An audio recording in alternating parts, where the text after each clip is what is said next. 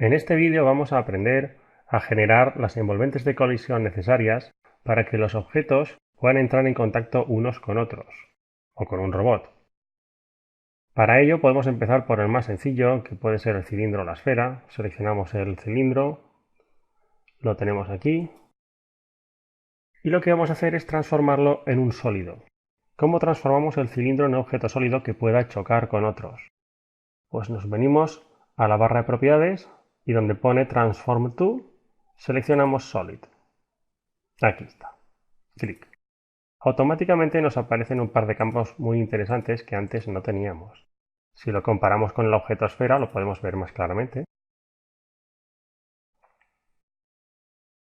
El objeto esfera tiene los campos básicos, mientras que el objeto cilindro, al ser un sólido, tiene estos dos campos, además de otros bastante interesantes, pero que no vienen al caso. El que ahora nos interesa es Bounding Object, que es contorno de colisión. Por tanto, seleccionado el cilindro, que es un sólido, nos venimos aquí, en Bounding Object, introducimos uno. En este caso, solo necesitamos un objeto para definir la momento de colisión del cilindro. De lo contrario, si necesitáramos un grupo de objetos, como podría ocurrir aquí, lo que haríamos sería introducir un grupo. Pero no es el caso, insisto. Con un objeto lo solucionamos, así que añadimos como envolvente de colisión un cilindro. Y ahí está. Desplegamos y tenemos un cilindro de radio 0,05 y altura 10 centímetros. No recuerdo qué tamaño tenía el cilindro. Vamos a mirar aquí. Tiene una altura de 30 y un radio de 8 centímetros. Entonces venimos aquí y hacemos lo mismo. Altura 30, radio 8. Como podemos observar,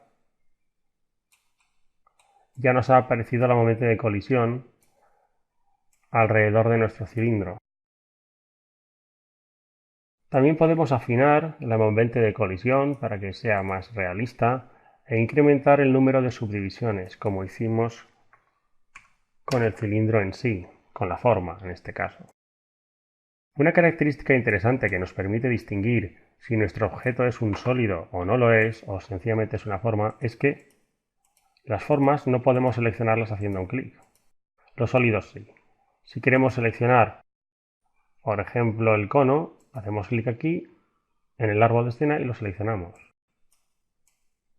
Pero si hacemos clic encima, no lo podemos seleccionar. ¿Por qué? Porque es una forma y no un sólido. Bien, ya tenemos el cilindro como un sólido. Se trata pues de un sólido. Buscamos por aquí.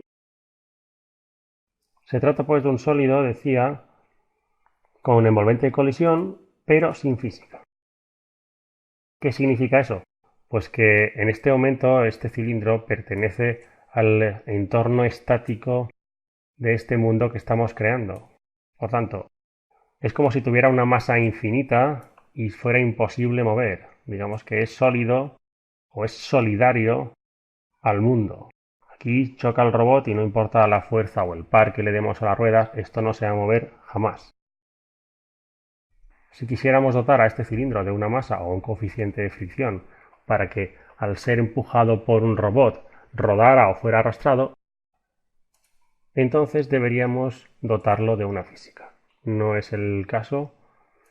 Ahora mismo lo que queremos es ir generando envolventes de colisión para el resto de objetos. Por tanto, vamos por ejemplo ahora a la esfera. Teníamos una esfera de radio 20 centímetros, pues eso es suficiente. Lo mismo, seleccionamos la esfera, la transformamos en un sólido y cuando esto ha ocurrido ya tenemos los campos Bounding Object y Physics. Nos venimos a Bounding Object y añadimos una envolvente esférica. ¿Dónde estás? Clic aquí y añadir. el radio eran 30, no, 20. Y las subdivisiones eran 2. ¿Por qué las incremento? Bueno, si las dejo como están, ahora mismo la esfera pertenece al entorno estático, jamás se movería, pero si esta esfera, por lo que sea, decido que es bueno que se mueva, si yo reduzco el número de subdivisiones conforme estaba, son muy pocas, entonces se notaría que la esfera va, digamos, pasando de una cara plana a otra cara plana. Digamos que no giraría de una manera fluida, sino que iría deteniéndose en cada una de las caras. Si yo incremento el número de subdivisiones a 2, pues la esfera girará mejor. Podemos hacer lo mismo con el cono, pero podemos tener un problema. Si nosotros definimos el cono como un sólido e intentamos añadir una forma para su envolvente de colisión, pues aquí vemos que no tenemos ninguna forma que se asemeje a un cono. Por tanto, lo que habría que hacer es bien introducir varias formas hasta que más o menos quede definido el cono, o bien decirle al programa que tenemos una forma que nos sirve como envolvente de colisión. Como en este caso no disponemos de ninguna forma que podamos tomar como envolvente de colisión del cono, lo que deberíamos hacer es introducir un grupo de formas de manera que entre las 2 o 3 consiguiéramos un contorno de colisión similar al del cono. Podemos hacerlo. Añadimos un grupo, añadimos dentro de Children una transformación para poder mover lo que tengamos ahí dentro. Y aquí en Children de la primera transformación podemos poner, pues, yo pondría 2 cilindros para definir la envolvente y ya está. Un cilindro, añadir. Este primer cilindro podría tener el tamaño de la tapa inferior. Entonces tomo un cilindro de tamaño similar, el cono tenía un radio de 15 centímetros y una altura de 40. Pues bueno, yo puedo coger un radio de 15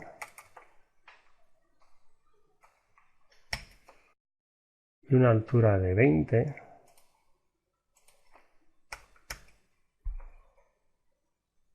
y lo desplazo. Debe haber como 10 hacia abajo y 10 hacia arriba porque las figuras geométricas, en este caso las envolventes, siempre se sitúan a partir del centro geométrico del objeto. En este caso supongo que está a una altura de 20. Por tanto, en transformación lo bajamos en I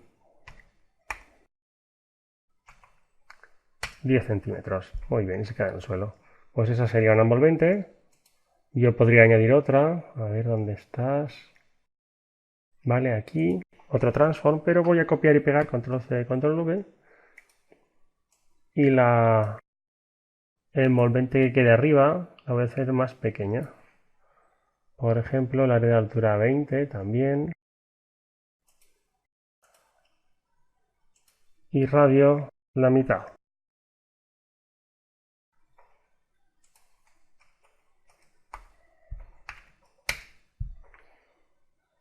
Como desplazamiento tomaremos... Tenemos 12.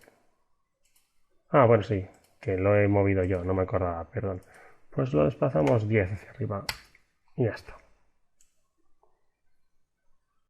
Cuando un objeto entre en contacto con esta envolvente, dará la impresión que choca con el cono. Si nosotros introducimos más envolventes de colisión, más exacto quedará definido el contorno del cono. Si ponemos 3 quedará más exacto que si ponemos 2, etcétera, etcétera. De momento lo dejamos así. Y finalmente el objeto compuesto. Para definir las envolventes de colisión del objeto compuesto podemos proceder de la misma manera. Entonces nos venimos a objeto comp, solo que en este caso vamos a tener una ventaja y la vamos a saber aprovechar. Vamos a poner dos envolventes de colisión que son exactamente iguales a los dos cilindros que tenemos aquí. Por tanto, vamos a hacer uso de una función que aún no hemos aprendido, que es la función use. Hasta ahora vemos mucho def, ¿vale? Cuando definimos cosas, pero no sabemos usar las cosas definidas a posteriori. Por tanto, vamos a ver. Aquí tenemos una transformación. Esto es el objeto compuesto, ¿vale? Un cilindro y otro. Vale, esto es uno. El de arriba. Y tenemos esta forma. Pues esta forma la llamaré rueda. Y a esta otra de aquí, pequeña, lo llamaré eje, al shape. De manera que cuando yo este objeto lo convierta en solid, voy a añadir un grupo de objetos como contorno de colisión, igual que para el cono, solo que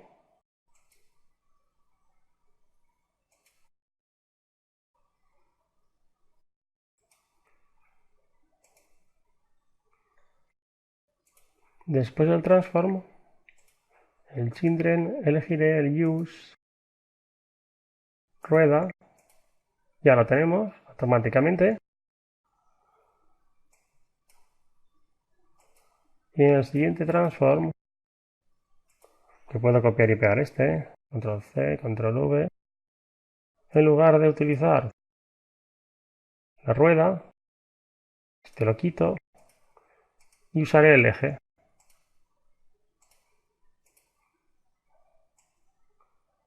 Problema, que me falta la transformación, está la traslación, que no tengo ni idea de cuánto es, pero lo arreglamos enseguida. Arreglado. ¿Listo? Por tanto, cuando nosotros definimos algo, un objeto, un sólido, una forma, etc., después tenemos la opción de utilizarlo, con la opción use, aquí. Lo vemos cuando añadimos algún children, tenemos use, todo aquello que tenemos definido y se corresponde con ese tipo de objeto que queremos introducir.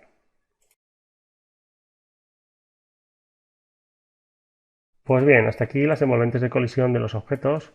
Quedaría introducir la envolvente de colisión del suelo y las paredes.